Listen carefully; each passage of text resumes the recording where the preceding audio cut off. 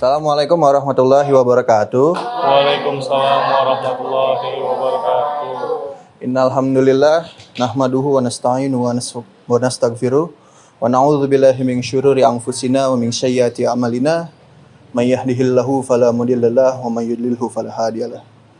Nashhadu an la ilaha illallah wahdahu la syarikalah wa nashhadu anna Muhammadan abduhu wa rasuluhu amma ba'd.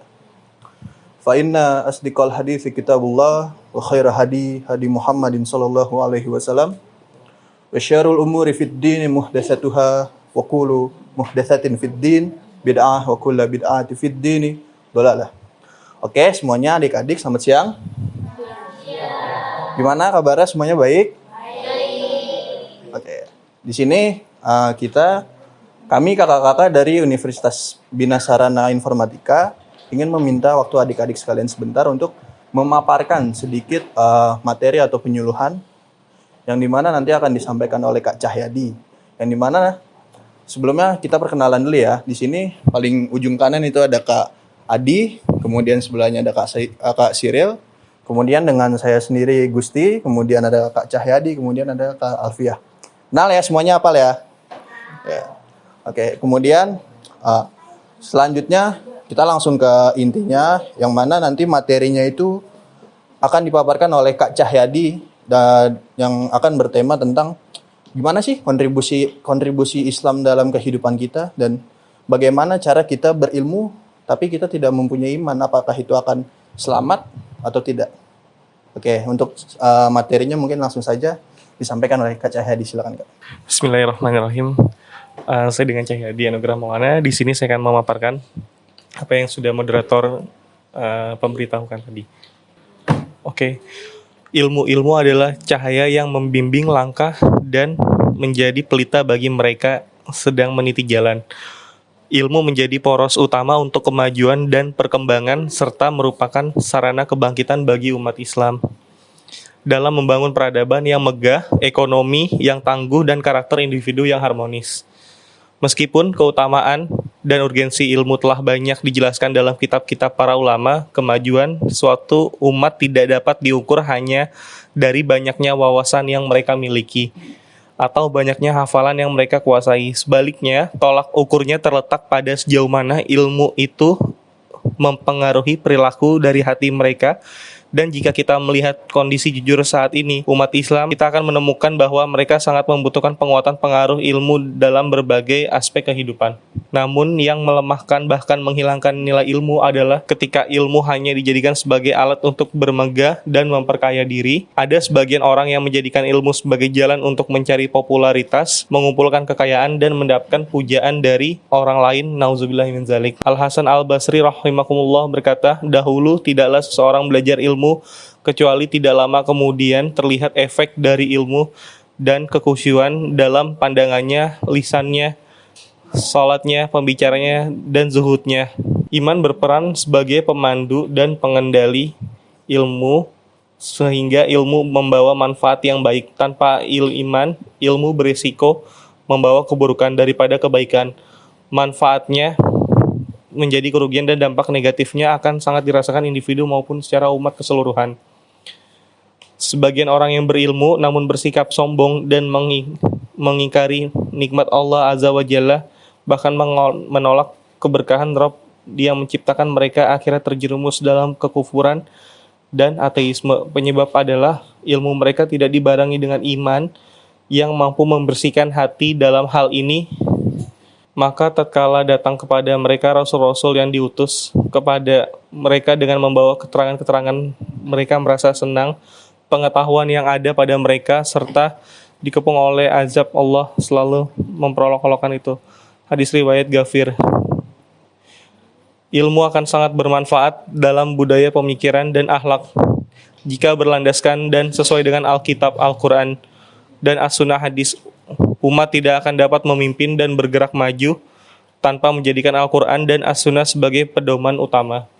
Al-Quran mengangkat derajat individu dan umat di dunia juga di akhirat. Siapa yang mendekatinya akan mulia dan siapa yang meninggalkannya akan terpuruk. Al-Quran membentuk pribadi sempurna, mengharumkan nama umat dan membimbingnya menuju peradaban yang tertinggi. Umat yang memahami pentingnya Al-Quran akan membaca, memahami, merenungi, dan mengamalkannya. Ilmu juga mempengaruhi akhlak yang menjadi barometer umat. Tanpa pembinaan, ilmu tak mampu melahirkan generasi unggul. Ilmu yang ideal adalah memperbaiki akhlak, meluruskan perilaku, dan menyucikan hati. Sufyan bin Unayyah rahimahullah berkata, jika siang hariku sama dengan siang hari orang pandir, dan malamku sama seperti malam orang yang jahil, lalu apa orang yang telah aku lakukan terhadap ilmu yang telah aku catat? Apa manfaat ilmu jika hati masih dihiasi dengan hasad dan dendam? Jika perkumpulan-perkumpulannya justru diwarnai oleh ghibah, fitnah, dan berbagai keburukan lainnya? Apa arti ilmu jika pemiliknya malah melawan Robnya dengan melanggar syariatnya, mengkhianati agama, bangsa, dan masyarakatnya, serta berdusta dalam bertindak? Dan hubungan orang lain, perbuatan dan akhlak buruk seperti itu hanyalah akan merusak kehormatan ilmu, memadamkan cahayanya.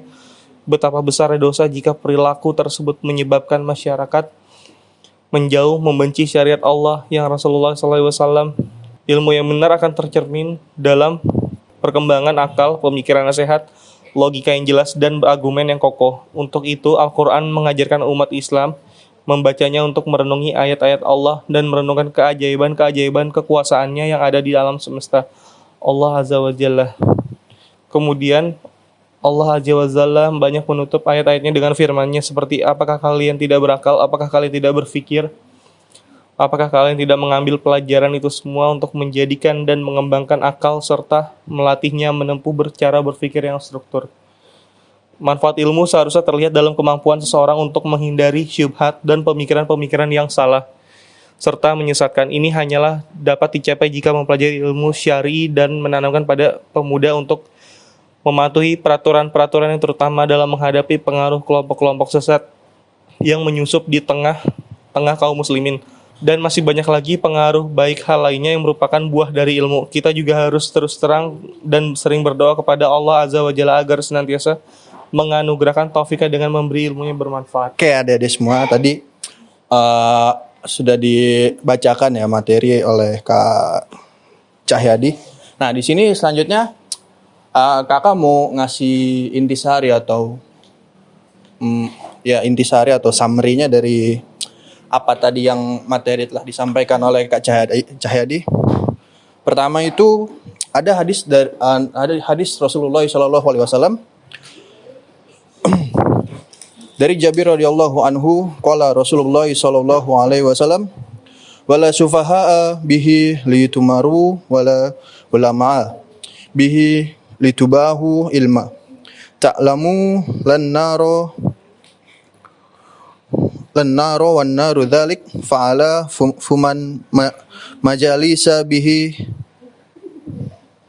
takhayyaru, yang artinya janganlah kalian menuntut ilmu demi membanggakannya di hadapan ulama. Jangan juga untuk mendebat orang-orang bodoh, dan jangan juga agar unggul di forum-forum. Maka barang siapa yang melakukan demikian, maka neraka-nerakalah tempatnya. Hadis riwayat Ibnu Majah dan Ibnu Hibban. Hadis ini disohihkan oleh Al-Hakim dalam kitab Al-Mustadrak. Jadi yang dimaksudkan dari hadis ini yaitu jika kita nih, kalian nih adik-adik atau kami juga kakak-kakak menuntut ilmu, dan jangan sampai tuh kita pakai ilmu itu untuk mendebat ulama-ulama atau mungkin orang yang lebih pintar dari kita. Ya, dan jangan juga menggunakan ilmu itu untuk mendebat orang-orang bodoh. Kenapa kita nggak boleh mendebat orang-orang bodoh? Karena orang-orang bodoh itu sepatutnya tidak patut untuk didebat, tapi mereka itu harusnya dibimbing, diajari hal-hal yang belum mereka tahu, kemudian berikan peringatan seperti itu. Dan jangan ketika kita bertemu dengan orang bodoh, entah siapapun itu, yang ketika dia melakukan kemaksiatan atau dia melakukan dosa, atau dia melakukan kejahatan, jangan kita menghujat kejahatan dan jangan kita memojokkan dia atas perbuatan kejahatan yang ia lakukan. Jangan seperti itu, tapi disadari, kemudian dibimbing dan diberitahu bahwa itu tidak baik, lebih baik seperti ini. Oke, jadi mungkin sekian pemaparan dari kami. Billahi taufiq wal hidayah. Wassalamualaikum warahmatullahi wabarakatuh.